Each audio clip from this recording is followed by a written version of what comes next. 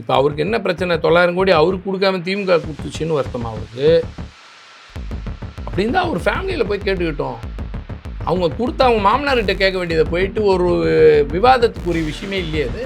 900 கோடி கொடுக்கும்போது அவர் திமுகவில் தான் இருந்தார், அது அவரே சொல்லியிருக்காரு. அப்புறம் நாங்கள் என்ன பண்ண போகிறோம்? இப்போ எதுக்கு அதை வந்து கேட்குறாரு? அப்போ எதுக்கு வாங்கி கொடுத்தாரோ? உங்களை அம்பலப்படுத்தணும்னு நினைக்கிறாரோ? நான் என்ன கேட்குறேன், அம்பலப்படுத்துறதுக்கு இது என்ன இருக்குது? ஏற்கனவே எலெக்ஷன் கமிஷனில் அக்கௌண்ட் சப்மிஷனில் இதெல்லாம் 5 வருஷத்துக்கு முன்னாடியே சப்மிஷன் ஆகிடுச்சு. ஏதோ தப்பு செய்யணும் அப்படின்னு விரும்புனீங்களா? அந்த தப்புக்கு திமுக ஒத்துக்கலைன்றதுனால தான் நீங்கள் வெளியில் போனீங்களா? அதுக்காக தான் இன்னொரு கட்சியில் போய் துணை பூச்செல்லாம் வாங்கினீங்க. அதுக்கப்புறம் தான் இன்னொரு கட்சியில் போய் அதில் ஒரு பொறுப்பு வாங்கி நீங்கள் மினிஸ்டர் ஆகிட்டீங்களா? அப்போ மிக விரைவில் ஏதோ தவறுகள்லாம் நடக்க காத்து இருக்குதுன்னு சொல்லலாமா? ஒருவேளை அவர் கடன் வாங்காமல் செய்ய போகிறேன் என்று சொன்னால் திமுக அரசு கொண்டு வந்த அத்தனை திட்டத்தையும் கேன்சல்னு சொல்லிட்டு போங்க. முன்னாடி இந்த அதிமுக ஆட்சி திட்டமும் கேன்சல்னு சொல்லுங்கள். கடனில் உங்கள் மேலே ரத்து செய்யப்பட்டது, இனிமேல் 7 லட்சத்துக்கு கடன் இல்லைங்க சொல்லிட்டேன் நான். டிக்ளரேஷன் கொடுப்பியா? இந்த சினிமா பார்த்து வீணாக போகிற பழக்கத்தில் இந்த நாட்டில் மக்களை ஏமாத்தினுகிறாங்க பாரு. ஐயோ ஐயோ, இதில் ஜெயலலிதா பற்றி பெரிய விமர்சிக்கல, ஓகே. கலைஞரை பற்றி என்ன பண்ணுறாங்க தெரியும். அம்மாவோட ஆட்சி தான் இதுன்னு சட்டப்பேரவையில். ஓகே. அப்போ அம்மாவோட ஆட்சினா அம்மாவோடைய அந்த ஊழலெல்லாம் இப்போ தொடருதுன்னு ஒத்துக்கிறாங்க அவங்களே. Self declaration. அம்மாவோடைய ஆட்சியில் ஊழல் நடந்ததுன்னு அவர் தான் சொல்லிக்கிறாரு. அந்த ஆட்சியில் இருந்தது நாங்கள் சொல்கிறதெல்லாம் அப்புறம் நீதிமன்றமே தண்டிச்செல்லாம் விட்டுருங்க. அவங்களே சொல்லிட்டாங்க 60 ஆண்டு காலத்தில் அதெல்லாம் வருதா இல்லையா? அப்போ அந்த ஊழல் ஆட்சி இப்போ தொடருதுன்னு இவரே சொல்கிறாரா? என்ன கதை? எனக்கு ஒன்றும் புரியல. லாட்ரி அதிபர் மார்டின் அவர்கிட்ட இருந்து திமுக தரப்புல இருந்து 900 கோடி ரூபாய் நன்கொடையை வந்து வாங்கியிருக்கீங்க அப்படின்னு சொல்லி ஆதவ அர்ஜுனா குற்றம் சாட்டியிருக்காரு. அதில் குற்றம் சாட்டுறதுக்கு என்ன இருக்குது? முதல்ல சொல்லி காட்டியிருக்காரு. இப்போ முதல் விஷயம், ஆதவ அர்ஜுனா என்ன கேட்டார்னா, இது மாதிரி அவர் வந்து அவர் மாமனார்லாம் அவர் குறிப்பில்லை, அவருக்கும் அந்த நபருக்கும் சம்மந்தமே இல்லாத மாதிரி லாட்ரி தொழிலதிபர் திரு மார்டின் அவர்களிடமிருந்து திமுகவுக்கு 900 கோடி நன்கொடை வழங்கப்பட்டது. அது எப்படி நீங்கள் வாங்கினீங்க? அது மட்டும் எப்படி அப்படின்னு கேட்டார். எதிர்க்கட்சி தலைவர், மாண்புமிகு எதிர்க்கட்சி தலைவர் திரு உதயநிதி ஸ்டாலின் தான் சொன்னார், கொடுத்தது உங்கள் மாமனார் தானே, அவரை கேட்டு தெரிஞ்சுங்கன்னார். நிறைய பேருக்கு அது என்ன இப்படி ஒரு ஓப்பனில் சொல்கிறார். கொடுத்தது உங்கள் மாமனார், அதை அவர்கிட்ட கேட்டு தெரிஞ்சிக்கலாமேன்னு சொன்னதோடைய அர்த்தம் என்னன்னு நிறைய பேர் புரியாது. ஏன் அப்படின்னா, ரெப்ரசன்டேஷன் ஆஃப் பீப்புள் ஆக்ட் அப்படின்னு சொல்லக்கூடியது மக்கள் பிரதிநிதித்துவ சட்டத்தில் மிக தெளிவாக சொல்லப்பட்டிருப்பது, எந்த ஒரு தனிநபரும் எந்த ஒரு நிறுவனமோ எந்த ஒரு என்ன சொல்கிற கம்பெனிஸோ யாரோ ஒருத்தங்க ஒரு அரசியல் கட்சிக்கு நன்கொடை வழங்கலாம். நான் விரும்பி என்னுடைய வருவாய்க்கு உட்பட்டதை நான் டிக்ளேர்டு இன்கம்லேருந்து நானும் தரலாம், ஒரு நிறுவனமும் தரலாம். நான் தரத்து வந்து நான் தனிப்பட்ட முறையில் நான் தரேங்கன்னு செக் எடுத்துமே கொடுத்தேன்னா அந்த செக்கு அக்னாலேஜ் பண்ணி அந்த ட்ரஸ்ட்டில் என்ரோல் பண்ணிட்டு கொடுத்துருவாங்க. அப்போ இது யாருக்கும் உள்ள டிரான்சாக்ஷனாக தனிநபருக்கும் அந்த கட்சிக்கு கொடுத்தது தான், அவ்வளோதான். அவர் செக்கோ டிடியோ கொடுக்குறாருன்னா வாங்கிட்டு அதை என்கேஷ் ஆகிடுச்சுன்னா அதுக்கு சலான் கொடுத்துருவாங்க, ஓகே, ரிசீவ்டுன்னு கொடுத்துருவாங்க, கொஞ்சம் போச்சு. அதே ஒரு நிறுவனம் தர வேண்டும் என்றால் அதற்கு உட்பட்ட அந்த டிக்ளேர்டு இன்கமில் தான் தர முடியும். இது எதுவும் இந்த முள்ளமாரித்தனமாவோ மறைச்சி வச்சவோ பிளாக் மணியோ கிடையாது. அது வந்து டிக்ளேர்டு இன்கம்லேருந்து தரக்கூடியதான் தர முடியும். முதல் விஷயம். எப்படி தரலாம் அப்படின்னா, போர்ட் ஆஃப் டைரக்டர்ஸ் உட்காந்து தீர்மானம் போட்டு நம்ம வந்து நன்கொடை தரப்போகிறோம் அப்படின்னு சொல்லலாம். அப்படி நன்கொடை தரலாமா? தரலாம், ஒத்துக்கலாம். யார் கட்சிக்கு? திமுக கொடுங்க, அதிமுக கொடுங்க, காங்கிரஸ் கொடுங்க, பிஜேபி கொடுங்க. என்ன நம்ம தொழிலில் இருக்கோம், எல்லா கட்சியும் நம்ம இணக்கமாக வச்சுக்கணும், கொடுக்குறோம், அவ்வளோதான் அப்படின்னும் சொல்லலாம். இல்லை எனக்கு திமுகவை தான் பிடிச்சிருக்கு, மக்களுக்காக உழைக்குது, நம்ம வந்து மக்கள்கிட்டேருந்து நம்ம ஏர்ன் பண்ணியிருக்கோம், அதை மக்களுக்காக உழைக்கிற ஒரு கட்சிக்காக நான் கொடுக்கணும்னு விரும்புகிறேன்னு கொடுக்கலாம். அவர் it's depend upon that company. தீர்மானத்தை, அஜெண்டாவை ரெசல்யூஷன் போட்டு கொடுக்கறது மட்டும்தான் அவர் ரோல். இதுக்கு நான் ரிசீவ் பண்ணிக்கிறேன், எனக்கு வேணும் வேணான்னு சொல்கிறதெல்லாம் கிடையாது. நிதி கொடுத்தா அது நேராக ஆன் அக்கௌண்ட்டில் வந்து சேர்றது தான். அப்போ யார் ஒரு கட்சிக்கு தராங்கன்றது அவங்களோட விருப்பம். பெற்றுக்கொண்ட இயக்கத்திற்கு எந்த அரசியல் கட்சிக்கும் முழு உரிமை உண்டு அதற்குள்ளர வரையறைப்படுத்தப்பட்ட செலவினங்களை செய்வது. இது ஒரு கான்ஃப்ளிக்ட் ஆஃப் இன்ட்ரெஸ்ட் இருக்குது அப்படின்ற மாதிரி ஒரு அது எப்படி அப்படி இருந்தால் பிஜேபி கொடுத்தது, ஏடிஎம்கே கொடுத்தது, எல்லாத்துலேயுமே இருக்குது அப்படிங்கிற மாதிரி. அப்படி பார்த்தீங்கன்னா நிறுவனங்களோட சார்ந்த விஷயங்கள் நிறைய இருக்குது. கொடுக்கறதுன்றது அவங்கள விட பெற்ற இயக்கம் என்ன மாதிரி செலவழிச்சிருக்கு அவ்வளோதான் நாங்கள் சொல்ல முடியும். சரி, அதனால் லாட்ரி டிக்கெட்டு திமுக அடிச்சு விட்டுருக்க உள்ள இல்லை. அப்புறம் இப்போ அவருக்கு என்ன பிரச்சனை? 900 கோடி அவருக்கு கொடுக்காம திமுக கொடுத்துச்சின்னு வருத்தமா அவருக்கு? அப்படின்னு தான் அவர் ஃபேமிலியில் போய் கேட்டுக்கிட்டோம். அவங்க கொடுத்தா அவங்க மாமனார்கிட்ட கேட்க வேண்டியதை போயிட்டு ஒரு விவாதத்துக்குரிய விஷயமே இல்லையே. அது லீகலாக இட் இஸ் அக்செப்டட், லீகலாக ஆன் அக்கௌண்ட் இருக்குது. 900 கோடி இல்லைங்க, லீகலாக இருக்குது. இதில் உனக்கு என்ன பிரச்சனை? இதை போய் சட்டப்பேரவையில் கேட்குற விஷயத்துக்கு என்ன இருக்குது? இல்லீகலான ஒரு விஷயமா நடந்திருந்தா நீ கேட்கலாம். ஒருவேளை அதை வாங்கியாச்சு நியாயமாகவே வெளிப்படைத்தன்மையோடு வாங்கியிருக்கு, ஃபேவரிசம் பண்ணியிருக்குன்னா நீ கேட்கலாம். ரெண்டுமே இல்லை. 900 கோடி கொடுக்கும்போது அவர் திமுகவில் தான் இருந்தார், அது அவரே சொல்லியிருக்காரு. அப்புறம் நாங்கள் என்ன பண்ண போகிறோம்? இப்போ எதுக்கு அதை வந்து கேட்குறாரு? அப்போ எதுக்கு வாங்கி கொடுத்தாரோ? உங்களை அம்பலப்படுத்தணும்னு நினைக்கிறாரோ? நான் என்ன கேட்குறேன், அம்பலப்படுத்துறதுக்கு இது என்ன இருக்குது? ஏற்கனவே எலெக்ஷன் கமிஷனில் அக்கௌண்ட் சப்மிஷனில் இதெல்லாம் 5 வருஷத்துக்கு முன்னாடியே சப்மிஷன் ஆகிடுச்சு. நாங்கள் கம்யூனிஸ்ட் பார்ட்டி கொடுத்ததுக்கு தான் வந்தது கேள்விக்கு. ஏன் கம்யூனிஸ்ட் பார்ட்டிக்கு திமுக கொடுத்தது யாருக்குமே சொல்லன்னு கேட்கலையா? அப்போ கம்யூனிஸ்ட் பார்ட்டியும் நீங்கள் கேவலமாக ஏதாவது சொல்ல வரீங்களா? அப்போ இல்லை, கம்யூனிஸ்ட் பார்ட்டியை வந்து நாங்கள் கேட்குறது நாங்கள் கொடுத்துருக்கோம். இல்லை, கம்யூனிஸ்ட் பார்ட்டியுடைய நோக்கம் என்னென்னா, அவங்க வந்து பில் இல்லாமல் ஆஃப் த அக்கௌண்ட் வந்து பணம் வாங்க மாட்டோம், அதனால் ஆன் அக்கௌண்ட்டாக கொடுங்க அப்படின்னு சொல்லி கேட்டு பெற்றோம்னே அவங்க சில பேட்டிகளில் வழி. நாங்கள் என்ன சொல்கிறோன்னா, நாங்கள் கொடுத்துருக்குமா இல்லையா? கொடுத்துருக்கீங்க. அப்புறம் அது வாங்கியிருக்குல்ல, எதுக்கு வாங்குச்சு? அவங்களுக்கு என்ன வேலை அப்படின்னு கேட்கலாமா? எங்களுக்கு வந்திருக்கிற ஃபண்டை எங்களோட கூட்டணி கட்சிகளுக்கும் கொடுத்துருக்கும் இல்லை. அப்படின்னா என்ன அர்த்தம்? It is for meant for election only, it is meant for the party actions, பார்ட்டியோட நடவடிக்கைகளுக்கு செலவழிப்பதற்கு. பலாயிரக்கணக்கான பேர் கொடுத்துருக்காங்க, லட்சக்கணக்கான பேர் கொடுத்துருக்காங்க, தெரியுங்களா? இதில் என்ன அப்போ நீங்கள் வந்து அப்போ தப்பு பண்ணன்ற நோக்கத்தோடு அவர் கொடுத்தாருன்றாரா அவரு? அப்போ கிட்ட எங்களோட இருந்தபோது நாங்கள் பக்கத்தில் இருந்தார், வாங்கி கொடுத்தாருன்னு தப்பு பண்ணணுன்னு நோக்கத்துக்கு வாங்கி கொடுத்தேன். அந்த 5 வருஷம் எங்களை தப்பு பண்ணவே அலோவ் பண்ணல, அதுக்காக நாங்களே பாய்ச்சிக்கு வந்து நாங்களே தப்பு பண்ணிக்கிறேன்னு சொல்ல வர்றாருன்றேன்.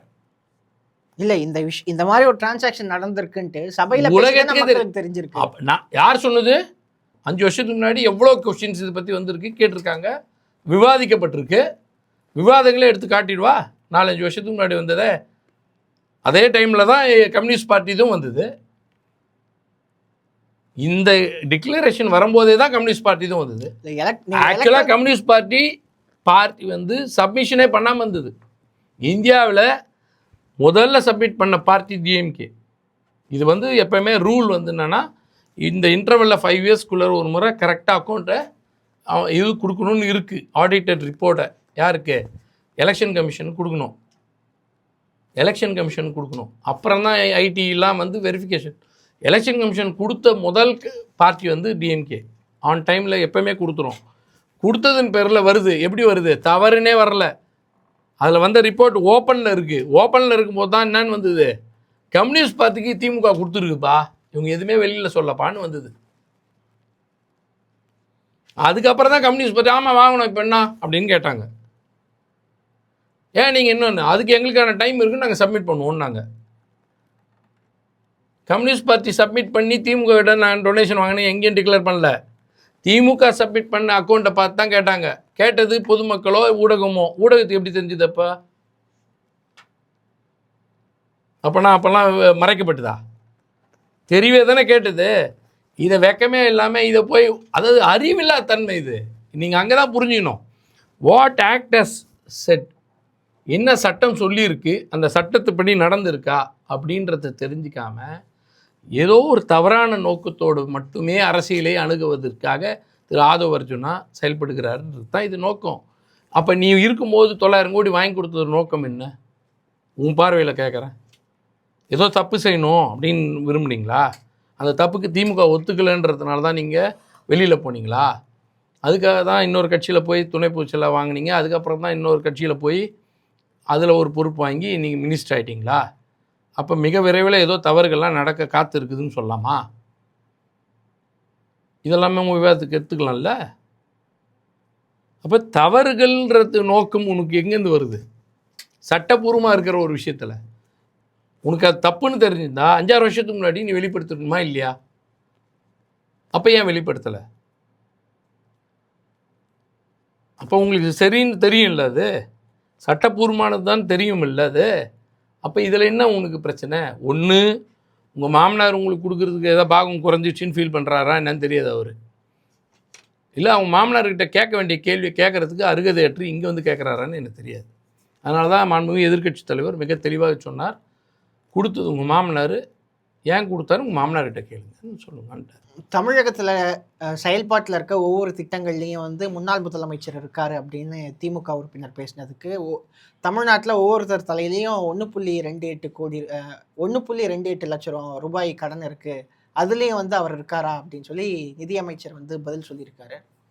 அதாவது முதல் விஷயம் எங்களுடைய உறுப்பினர் அண்ணன் ரகுபதி அவர்கள் பேசும்பொழுது என்னெல்லாம் திமுக அரசு செஞ்ச சாதனைகள் அதை வந்து நீங்கள் அப்படியே ஸ்டிக்கர் ஒட்டி அந்த இந்த திட்டங்கள்லாம் தொடருது.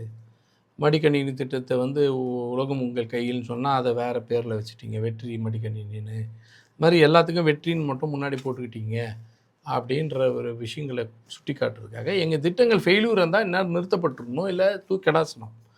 அதை விட்டுட்டு நீங்கள் வந்து தொடர்றீங்க அப்படின்னும் போது, அது இல்லாமல் கடந்த கூட்டத்தொடரின் போது இறுதி நாளில் பேசும்பொழுது ஒன்று நான் தேடுறேன் உங்கள் அப்பா எங்கே காணோன்னு சட்டப்பேரவையில் ஒரு அநாகரிகமான அணுகுமுறையோடு ஒரு எந்த மாதிரி ஒரு டிக்கோரம் மெயின்டைன் பண்ணாத ஒரு முதலமைச்சராக செயல்பட்டதுனால அது தமிழ்நாடு முழுவதும் அன்றைக்கு பேசு பொருளாக வந்ததுனால இப்போ உட்காந்து அவரை கிண்டல் அடிக்கிறதுக்கு விரும்பாமல், கிண்டல்னால் கிண்டல் தான் அடிச்சிருக்கணும், அவர் பண்ணது கிண்டல், கேலித்தனம், அநாகரிகமான செயல்பாடு.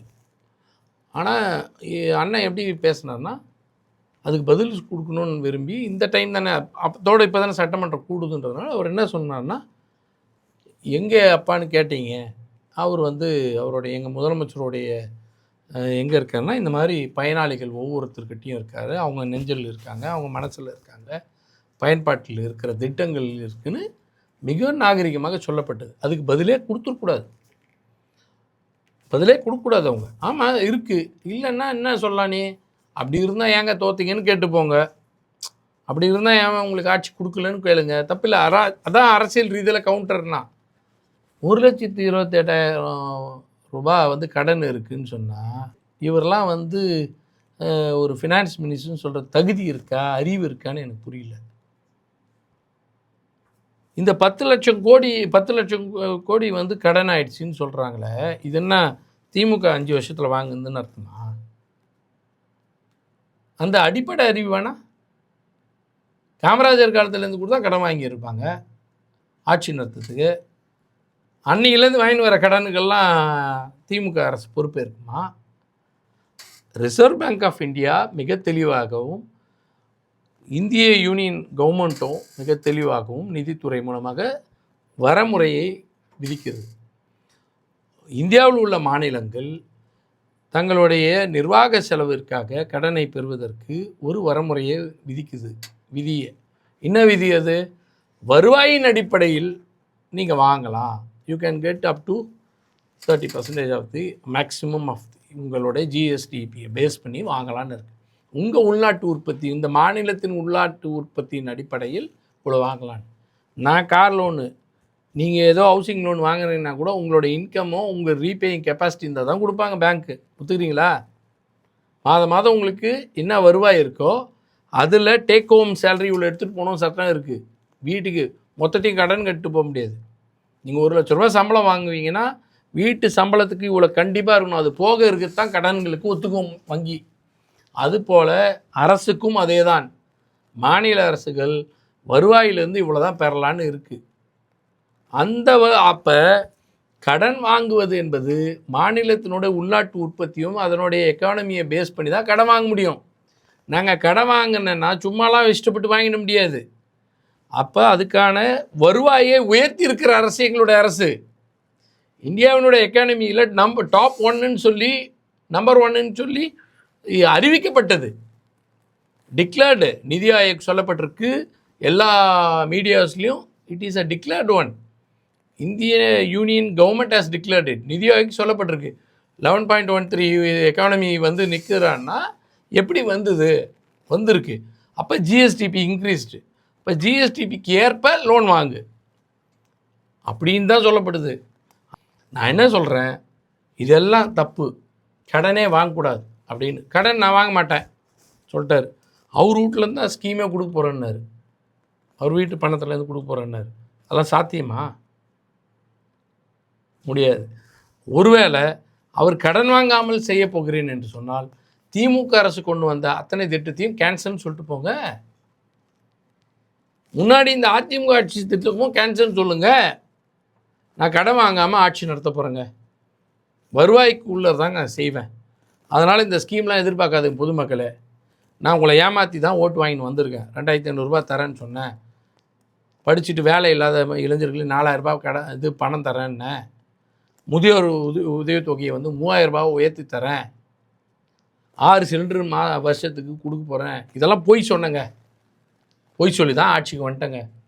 ஆனால் என் மனசாட்சி உறுத்துதுங்க. உங்கள்கிட்ட ஏமாற்ற விரும்பலைங்க. நீதியில் நம்ம சரியில்லாதனால இதெல்லாம் ரத்து, இதெல்லாம் எதுவும் கிடையாது. கொடுத்த வாக்குறுதியும் செயல்படுத்தலை. ஏற்கனவே இருக்கிற திட்டத்தையும் திமுக கொண்டு வந்து அதிமுக கொண்டு வந்தெல்லாம் நான் ரத்து பண்ணிடுறேன். கடன் இல்லாத தமிழ்நாட்டை உருவாக்கி விட்டேன் அப்படின்னு சொல்லிக்கங்க. ஏன் செய்யலை? அப்போ மக்கள்லாம் மடையன்னு நினைக்கிறீங்களா? இல்லை நீங்கள் மடையனா? 1,28,000 ரூபாய் வந்து கடன் நான் இப்போ என்ன திமுக வாங்குச்சின்னு எப்படி சொல்வீங்க நீங்கள்? அப்போ நான் இப்போ திருப்பி கேட்குறேன், இந்திய விடுதலை பெற்றதுலேருந்து இந்த 75 ஆண்டு காலத்திற்குள்ளாக கடன் வந்து மொத்தமாக இப்போ எவ்வளோடானா 185 லட்சம் கோடி இந்தியாவினுடைய கடன். 185 லட்சம் கோடி. இதில் இந்த 11 வருஷத்தில் மட்டும் பிஜேபி கவர்மெண்ட் வாங்கியிருக்கு எவ்வளோ தெரியுமா? 135 லட்சம் கோடி. அதுக்கு முன்னாடி வெறும் 55 லட்சம் கோடி தான் வாங்கியிருந்தது. மொத்த 60 வருஷ வரலாறுலேயே 65 வருஷ வரலாறில் இந்தியாவில் அத்தனை பிரதமர்களும் வாங்கி வச்ச அத்தனை ஆட்சிகளும் வாங்கி வச்சதே 55 லட்சம் கோடி தான். ஐயா மோடி வந்த பிறகு வாங்கின கடன் 130 லட்சம் கோடி வாங்கியிருக்காரு இந்த 11 வருஷத்துலேயே. ஏன் இவ்வளோ வாங்கினீங்கன்னு அவரை கேட்டிங்களா? எப்படி இந்த கடன்லாம் வந்ததுன்னு கேட்டிங்களா? எதுக்கு செலவழிக்கப்பட்டதுன்னு கேட்டிங்களா? அப்போ அதுக்கான பணத்துப்படி கணக்கு எடுத்தால் இதுக்கு முன்னாடி இந்தியாவில் இருக்கிற மொத்த கடனுக்கு வேணாம், மோடி வாங்கின கடன் வரைக்கும் எடுத்தாலே ஒரு ஆளுக்கு மேலே 1 லட்சம் நம்ம பேரில். அதெல்லாம் யார் அடைக்க பொறுத்தான்? நாளைக்கு காலையில் டிடி எடுத்துன்னு போய் கொடுத்துருவார் தமிழன். நான் சொன்னது தமிழன்னா நம்ம தமிழ்நாட்டில் இருக்கவங்களான்னு சொன்னேன். நீங்களும் ஒரு தமிழன், நானும் ஒரு தமிழன். டிடி எடுத்து அனுப்பிச்சிட்டு நான் வேறு ஸ்டாம்ப் வாங்கிடுவேன். இந்தியாவினுடைய சிறந்த குடிமக்கள்லாம் நான் ஆயிடலான்னு விரும்புகிறேன். 1 லட்சம் அங்கேயும் இங்கே 1,28,000 கொடுத்துட்டுனா நல்ல சிறந்த தமிழ்னு ஆயிடுவேன். அதையும் வாங்கிக்கிற மானங்கட்ட அறிவு கட்ட இருக்கிறவங்கலாம் இருக்காங்க நாட்டில். இது மாதிரி கொடுக்க முடியுமா? யாருன்னா கொடுத்தா சிஎம் ரிலீஃப் ஃபண்டில் ஒன்றா சேர்க்கலாம். கடனில் உங்கள் மேலே ரத்து செய்யப்பட்டது, இனிமேல் 7 லட்சத்துக்கு கடன் இல்லைங்க சொல்லிட்டேன் நான். டிக்ளரேஷன் கொடுப்பியா? இந்த சினிமா பார்த்து வீணாக போகிற பழக்கத்தில் இந்த நாட்டில் மக்களை ஏமாத்தினுக்கிறானுங்க பாரு. ஐயோ இதில் மக்களை ஏமாத்தாதீங்க. பட்டவர்த்தமாக சொல்லு. திமுக மேலே குற்றச்சாட்டை ஒழுங்காக சொல்லுன்றேன். இன்னொரு அறிவாளி 60 வருஷமாக நாங்கள் வந்துட்டு ஊழல் 60 வருஷமாக இருந்த ஊழலை தடுத்து விட்டேன். எப்போ? பக்தவச்சலம் காலத்துலேருந்து ஆரம்பிச்சிட்டாரு. பக்தவச்சலம், அண்ணா, கலைஞர், எம்ஜிஆர், ஜெயலலிதா, இன்றைக்கி இருக்கிற வரைக்கும் இது எடப்பாடி எல்லாரோட ஊழலையும் நீக்கியிருக்காராம் ஒருத்தர். அதான் அவரை பற்றி தான் இன்னொரு அமைச்சர் ஒருத்தர் சொன்னார், 60 ஆண்டு கால ஊழலை நீக்கியிருக்கிறேன்னு சொல்கிறார். காமராஜர் கட்சி அவங்க கூட தான் கூட்டணி வச்சுக்கிறாங்க. இவங்க வந்து கொள்கை தலைவர், அவரையும் கேவலப்படுத்திட்டாங்க. பெரியார் வழி வந்தவங்க நாங்களான்னு சொல்கிறோம் நாங்கள். அண்ணாவையும் அவங்க தலைவர்களை ஒருத்தர வச்சுக்கிறாங்க, அவரையும் கேவலப்படுத்திட்டாங்க. எம்ஜிஆர் பேரை வச்சு தான் ஊரை ஏமாத்தின்னுக்கிறாங்க. இப்போ இவங்க நான் தான் அடுத்த எம்ஜிஆர்னு சொல்லின்னு அவரையும் கேவலப்படுத்தியாச்சு. ஜெயலலிதா பற்றி பெரிய விமர்சிக்கல, ஓகே. கலைஞரை பற்றி என்ன பண்ணுறாங்க தெரியாது. அம்மாவோட ஆட்சி தான் இதுன்னு சட்டப்பேரவையில் ஓகே. அப்போ அம்மாவோட ஆட்சினா அம்மாவோடைய அந்த ஊழலெல்லாம் இப்போ தொடருதுன்னு ஒத்துக்கிறாங்க அவங்களே. Self declaration. அம்மாவோட ஆட்சியில் ஊழல் நடந்ததுன்னு அவர் தான் சொல்லிக்கிறார். இப்போ அந்த ஆட்சியில் இருந்தது. நாங்கள் சொல்கிறதெல்லாம் அப்புறம் நீதிமன்றமே தண்டிச்சதெல்லாம் விட்டுருங்க. அவங்களே சொல்லிட்டாங்க 60 ஆண்டு காலத்தில் அதெல்லாம் வருதா இல்லையா? அப்போ அந்த ஊழல் ஆட்சி இப்போ தொடருதுன்னு இவரே சொல்கிறாரா? என்ன கதை? எனக்கு ஒன்றும் புரியல. செல்ஃப் கான்ட்ராடிக்டின்னுவாங்க. நானே ஒரு கருத்து சொல்வேன், நானே அதுக்கு எதிர்மறை கருத்தையும் சொல்லுவேன். இவ்வளோ பெரிய அறிவாளிகள் அமைந்த ஒரு மிக சிறந்த அவை, அமைச்சரவை. நிறைய விஷயங்கள் பற்றி பேசியிருக்கீங்க. மீண்டும் அடுத்த வாரம் அரசியல் நிகழ்வுகள் என்ன அப்படிங்கிறத பற்றி பேசுவோம், விவாதிப்போம். நன்றி, வணக்கம். நன்றி.